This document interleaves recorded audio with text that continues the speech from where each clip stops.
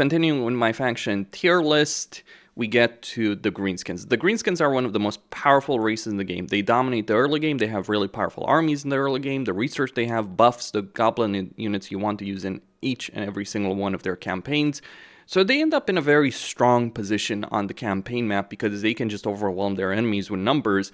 And the units they have, even regular goblin archers, even if you don't own any of the DLC for them, are so strong that they are capable of eliminating many of the early game threats that they will face. They might not have the best armor piercing, but very few factions that they deal with have such a high level of armor. And while the dwarves can certainly pose a challenge, you will overwhelm the dwarves with raw numbers if you're playing a Greenskin campaign. So, with that in mind, Grimgor, S tier faction, easy S tier. Grimgor is incredibly strong for a variety of reasons. One of that reasons has to do with the starting position. It's such a powerful starting position, you could take many of the weaker Legendary Lords, including some of the worst in the game, put them in the start position, and they would do decently well. Obviously, they wouldn't be S tier on account of that, but when you combine that starting position of 4-region province, with the Greenskins being able to increase their recruitment capacity with every settlement they take, it becomes quite absurd. On top of that, Grimgor is a powerful duelist. He is a lawnmower in battles. He is capable of defeating many units, many lords on his own. And if you look at many videos from, say, Legend of Total War, you'll see many videos where Grimgor just becomes like disaster battle. There's been many disaster battles where Legend is up against Grimgor, and the strategy is to try and kite Grimgor away because he is that powerful, combined with his items in particular. Then you have the Zarnagrunt. Grimgor is one of the few legendary lords who can outright take Zarnagrunt in a straight-up fight. You might need 2 full stacks of units, but you can win that fight and take yourself a tier 4 or tier 5 city very early on in the campaign, giving him a significant amount of campaign potential. Then we got Azag the Slaughterer. Azag is an easy S tier. I wouldn't say he's quite S tier as Grimgor is, but certainly A tier, absolutely so. He's just not as ridiculous as Grimgor is. He does have more territorial suitability, Grimgor, and some significant benefits in his own campaign, and a relatively easy starting position, but he doesn't have the ability of taking Zarnagrunt the same way Grimgor does. Well, he could, but it's just not the easy run, if you will, that Grimgor has with it. And he's not quite as powerful as Grimgor is in a battle, but he does have more mid-late game potential than Grimgor has because of the territorial suitability. In fact, one of the great things to do with Azag is play a campaign, take a lot of territory, let Grimgor do Grimgor, and then show up and beat his army. Now, it would be a pretty brutal fight, but you can defeat this army, you can then confederate all of that territory. So in some ways, there's more benefits in playing an Azag campaign, have always been in Warhammer 3 than playing a Grimgor campaign, if you're considering it from that perspective, especially because Azag tends to get wiped out when controlled by the AI. Then we have Grom the Punch, also an easy S tier like Grimgor. While the territorial suitability that he does have is fairly limited because it's surrounded by Bretonnian lands which are in suitable climate, he can take all of Ulthuan very quickly. And he becomes so absurd. He cooks, he makes money, he increases replenishment, he starts with a hero that increases replenishment, and he has obviously all the other benefits that the Greenskins do have in their campaigns. Moving on to Warzag.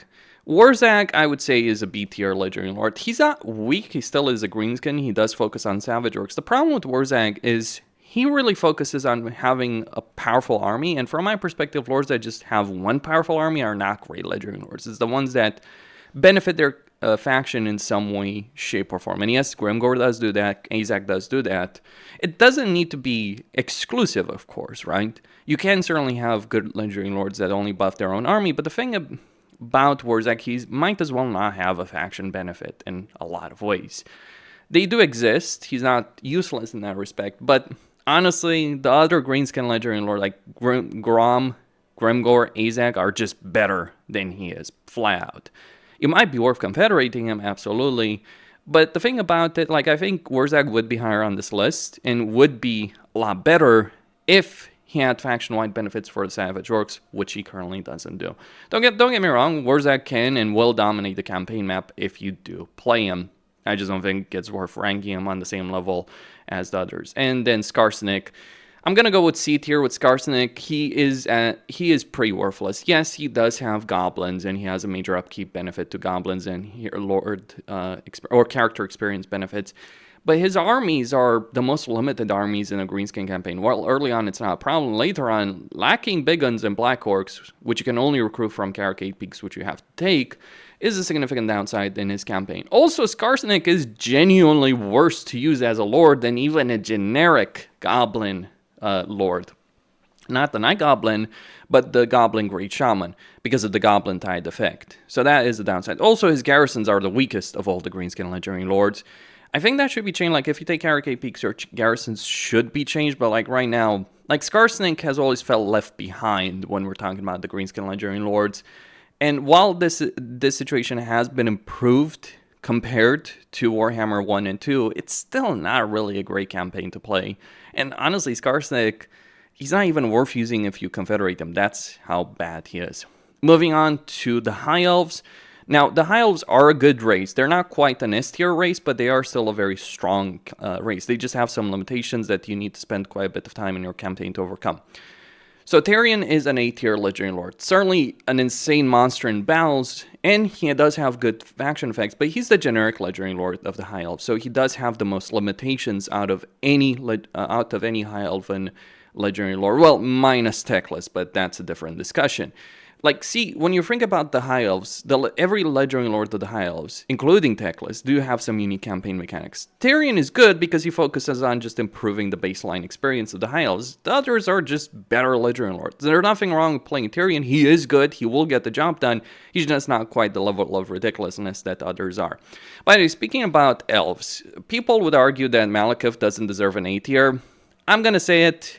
I'm not particularly fond of Malekith on my own, but ultimately I have to say he's still a Dark Elf Legendary Lord. He's still really good because of that. He can get 2 provinces very quickly in a campaign, and he might avoid actually getting entangled with Grombrindle and Valk. I've figured out how to do that, and does gain a good amount of action potential. Hellbrand and others just do better in that respect. Anyway, going back to the High Elves, Alariel, the ever-chosen. Honestly, that's not really too far away from the mark, really. I'll get into why in just a second.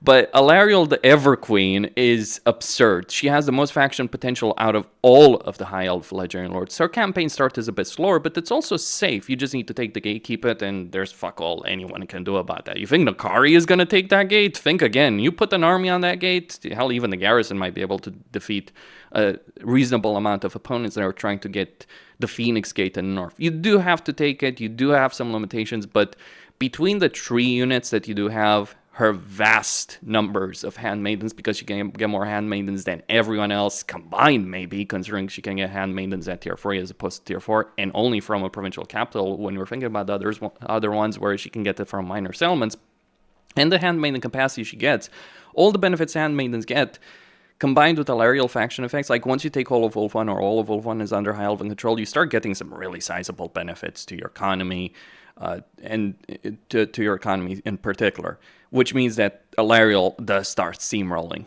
Crazy thing about Alariel, she is the best Legendary Lord to use the Sword of Cain with, because her diplomatic benefit and control benefit due to handmaidens make it so that basically the Sword of Cain has no downsides in her situation. Genuinely, like, she effectively contracts all the negatives and has all the benefits of the Sword of Cain. She also gets Treekin, which are powerful units, not as powerful as Durfu or Draka have in terms of their Treekin, because she does obviously lose the ward save, some other benefits that Wood Elves explicitly get, but they're still Wood Elf Treekin, and so they're really, really good. So Alariel is ridiculous.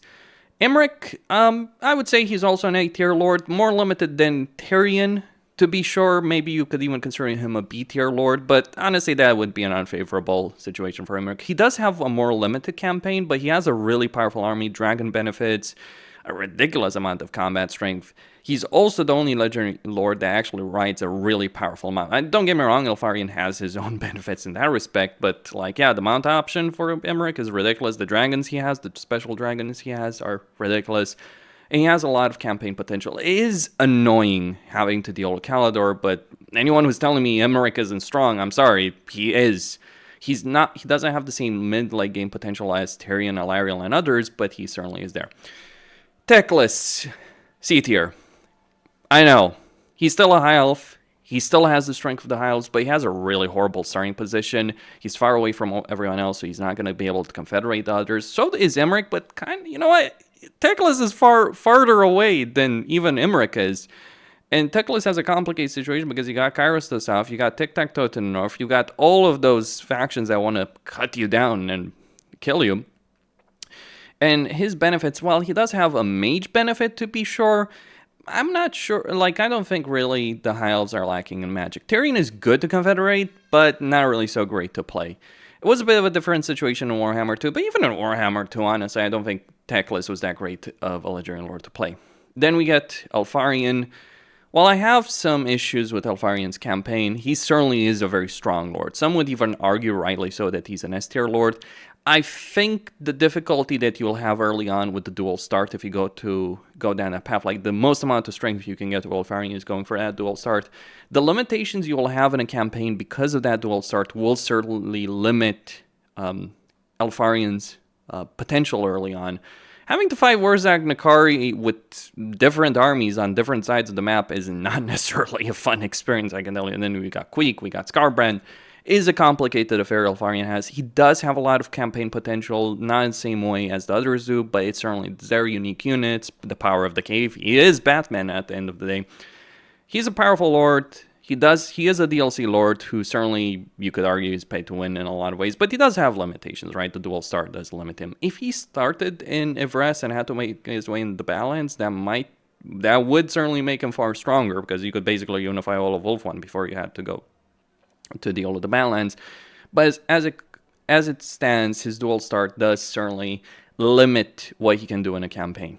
Then we get Alifanar. If Alariel has a very strong mid-late game but starts a bit slower, Alifanar starts very strong from the gate but has limitations in the mid-late game. He's still incredibly strong. Unique units in the Shadow Walkers, ambush stance, an ambush attack stance, the stock stance, on all of his armies, underway on all of his armies, murder assassins that can instant kill any lord, including legendary lords, or remove them before a battle, extra rewards for growth, influence, diplomatic relations with the elves, campaign movement range, benefits to archers faction-wide. Yeah, Alifanar is ridiculous, whichever way you cut it. There is no denial that Alifanar is an incredibly potent legendary lord on the campaign map. It's just a limitation in the mid-late game, but you gotta understand how Alifanar is. He's got a really hard position, and you can still win quite easily, hands down, against all the opponents, including Malekith, Valka, Hellebron, Sigvald, Be'lakor. It's not an easy situation, but Alifanar is so strong because of his faction mechanics, his campaign mechanics, his armies, his lord effects. He's useless himself in battle. Unlike Warhammer 2, where he was actually pretty good, because range units work differently in Warhammer 2 versus Warhammer 3. By the way, something that changed in Pharaoh, just going to mention that. The way range units work in Pharaoh is probably the best they've worked in Total War in general, but different discussion. But still, Alifanar, absolutely an S-tier legendary lord. He will annihilate his opponents. And that's not even if he ambushes them, that's in a straight-up fight. It's an interesting thing, by the way. You can really benefit playing an Elfarion campaign, saving a bunch of lords at level 10 with Shadow Walker for the ambush success chance, and load them up in Alifanar's campaign and becoming even more ridiculously strong. It's a specific situation, but all the same. Then Skarbrand. A lot of people would rank Skarbrand as an S-tier. I don't think I'm going to go that far. Skarbrand is powerful, but it's a limited kind of power in the sense that, yes, his army, which is basically a tier 2, tier 3 army with Cast Warriors, Bloodletters, can annihilate a lot of the early game armies with ease. He can get Blood Toast to get some end game units very quickly in his campaign. He can win a campaign in 10, 20 turns or so, very quickly, regardless of the situation. But it boils down to one lord with one army having to do the bulk of the fighting, and that is certainly limiting. You don't have an economy to back you up. You're always going to be in the red. You're going to be relying on income you're getting from sacking, raising settlements. You can't easily take settlements. You can't build up an empire. And while I understand not every campaign has to be about building an empire, and that's not necessarily a downside, Skarbrand does have severe weaknesses. His army is good, yes. But other armies that he has, not really so much. I mean, consider Skarbrand versus Forik. Forik can at least get multiple armies. Now, don't get me wrong, Forik is still a bad legendary lord because of dwarves, but if he wasn't a dwarf legendary lord, He would be quite a bit better because of the faction effects. But he is. Skarbrand, I don't think he's an S tier lord. Too many, like, he does have weaknesses. Whereas the others that I do rank as S tier, like, they're so ridiculous. Like, let me put it like this. Skarbrand might have a good army. Grumgor has 10 good armies. And you can say, oh, Blood Host. Okay, I challenge your Blood Host with WoW armies attached to regular armies. 40 units versus 20. That's the power of the Greenskins. I rest my case. Or, you know, an army under Alariel turning Skarbrand in a pincushion, I might add. I mean, if you're playing Skarbrand, you can dominate the campaign map basically by cheesing the game, if you will. The strength is there, but there's also limitations. That's why I don't think he deserves an S tier spot. Then we have Kislev. Catherine is an F tier faction. Her faction effects are so meaningless they might as well not exist. Control is useful, but it doesn't matter really that much. Like, the early game, sure, absolutely, but once you start getting the supporter race rolling, like, Kislev doesn't have a control issue, so Catherine having that as a faction benefit is, like, meaningless. Oh, Frost Maidens give you devotion. Useless. Her Lord skill line, yeah, she can have a good army, sure, but it's not the best army. Her own combat skill is lacking. Her faction effects are lacking. Her situation of supporters is severely lacking as well. Like, I would say Catherine is one of the worst Legendary Lords by far. And while I think she's not quite in the same situation as Skarsnik, she's still worth using if you confederate her. Her faction is so weak to play that it's not really worth bothering. Yes, she starts with Kislev, but Kislev is actually the worst of the three big cities. Funnily enough, the actual capital of Kislev is not quite worthless. There's still benefits, but it's just not as important as Erengrad or Prague. Then we have Kastaltin.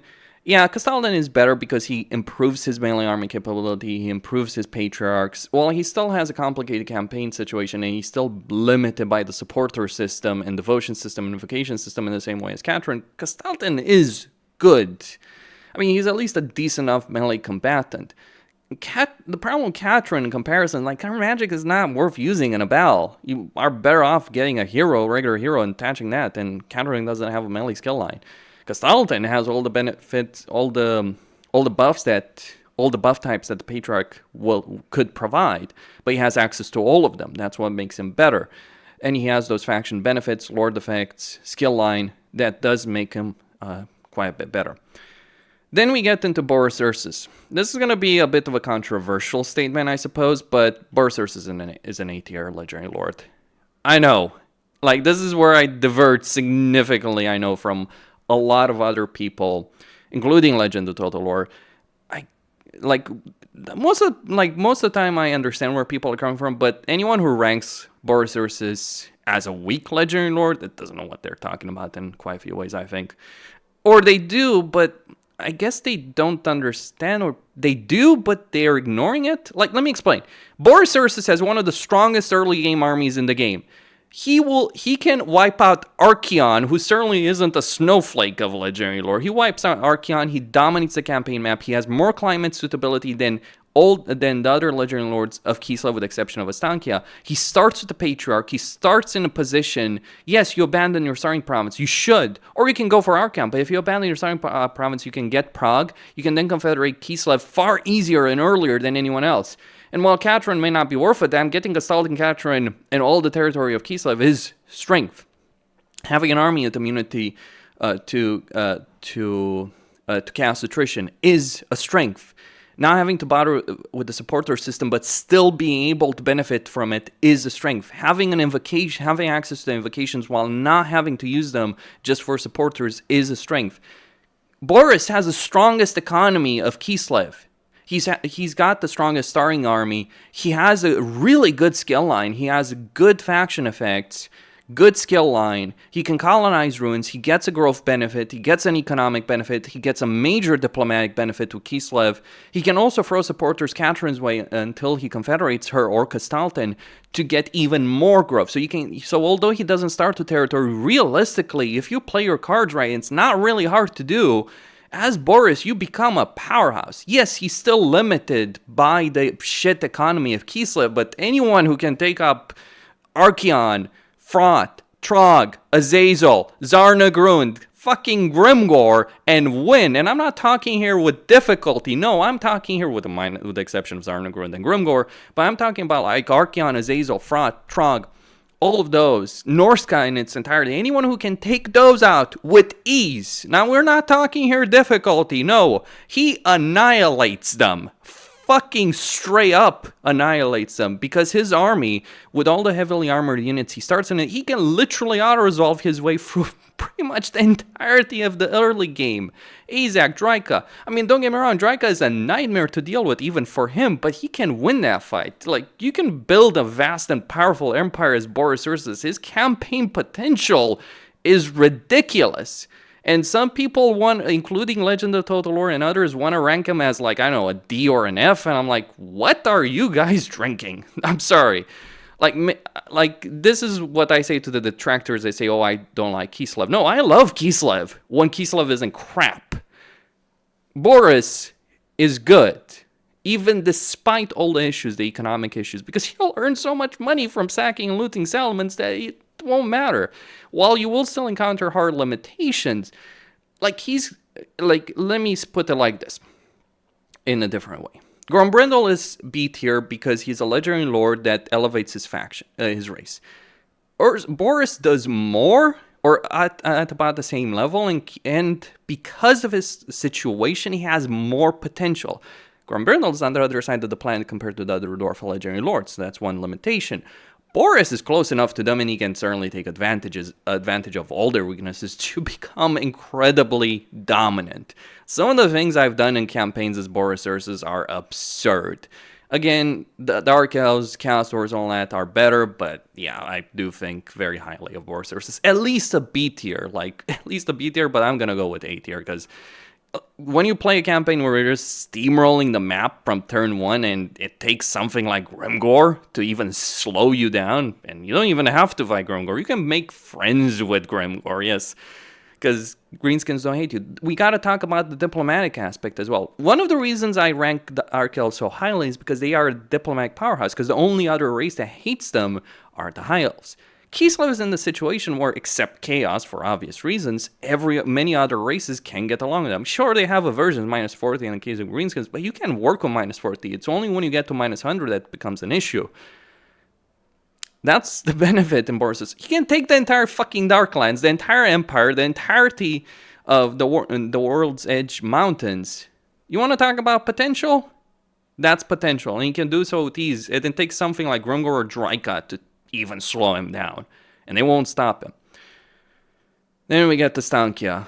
Stankia, some people would say she's an S tier legendary lore. I don't think so. She doesn't have, to understand, Boris gets the Invocation of Dash. That's what you want to use, which gives him an economic potential. Stankia doesn't have access to those invocations, so her economic potential is lower than Boris. She has stronger individual armies. She started the ability of recruiting Ashina ambushers, so on and so forth. She is a walking artillery piece that can knock down walls herself. So certainly there is a good amount of power in Stankia's campaign. Personally, I think Boris Ursus is stronger. Don't get me wrong, Stankia is not horrible. She can beat up Moravi pretty quickly in a campaign and gain a lot of territory, but you will certainly feel the limitations of Kislev far more so in her campaign than you would in Boris's campaign. But undeniably, she's a strong lord. Then we talk about Mazdamundi. He's an F tier. In fact, I'm tempted to just consider him like Daniel. He's not even worth putting in F tier because it's an insult to F tier legendary lords. Yes, Mazdamundi is that bad. You might as well not be playing a legendary lord in his campaign. You can gain a good amount of territory. You can get to gold mine. You can make a deal with Morathi, all that. But your faction effects are practically meaningless. His lord effects, except Temple Guard, the Temple Guard benefit, practically meaningless. His magic is not really that great either. I mean, Mazdamundi is not a great combatant. I mean, yeah, you can get the mount and you can get the Sword of Cain and make him powerful with that. Absolutely, I get that, I understand that, but Sword of Cain is strong on everyone, right? Mazdamundi may have a bit of an advantage when it comes to using it in battle, but it's just like, he's not really that fantastic. He has a complicated starting position with, like, the Slaaneshi faction he starts a war with is significantly strong. The Norscans are an annoyance, the Empire, and then Jan Bo is also screwing him over. Like, Mazdamundi is in a worse position with Jan Bo's addition to the map, because you either have to fight them, and good fucking luck with fighting Jan Bo, have fun with that experience, or you end up with limited territory they can take. My recommendation, fight him, take the hit. It's a hard fight, but you can win it. It's just, yeah, limited campaign, limited... Like, Lizardmen are not a great race. They're not a horrible race. But Mazdamundi is all about the negative aspects without any of the downside, the upsides that the Lizardmen do have. Then we get to Oxyatl, S-tier Legendary Lord. Again, a Legendary Lord that takes a race, a mediocre race, a battle race, and it elevates him. He has incredible amount of campaign mobility. So does Mederic, for the record. He starts with 2 heroes, basically, because he can recruit a hero that gives you replenishment, and he starts with a regular hero. He has a really safe starting position. He can get more blessed units than all the other Lizardmen Legendary Lords combined. He has all those missions with all the benefits, money, growth, whatever. Enormous benefits, powerful army, unique playstyle. Oxyatl is a great Legendary Lord. Kind of useless in battle himself, but his army is not so useless. The Cult of Sotik. I would probably say the Cult of Sotik is a B tier. Like, yeah, they're pretty solid. There are some powerful faction effects you can get with the Cult of Sotik, but it's just not so special to overcome the major issues that the Lizardmen have. So I'm not going to rank them higher. I don't think they deserve a higher rank. Like, Tenuin, just not that great in battle. His army can be good. There can be some good faction effects, but just like compare Oxyatl to Tenuin, yeah, Oxyatl wins hands down. Tenuin is a bit better than, say, a generic lord for the Lizardmen, but not that fantastic. Nakai, I would say, is a C tier Legendary Lord. He's not horrible to play, but he's also not really that great. He's decent in combat, but he does have severe limitations in his campaign with armies. It's not the case of, like, you know, territory or economy. It's just the way his recruitment is handled. Certainly, Nakai can be powerful, but this is the kind of campaign that made a lot of sense in Warhammer 2. Doesn't necessarily make so much sense in Warhammer 3, because Warhammer 3 is all about having as many armies as you possibly can.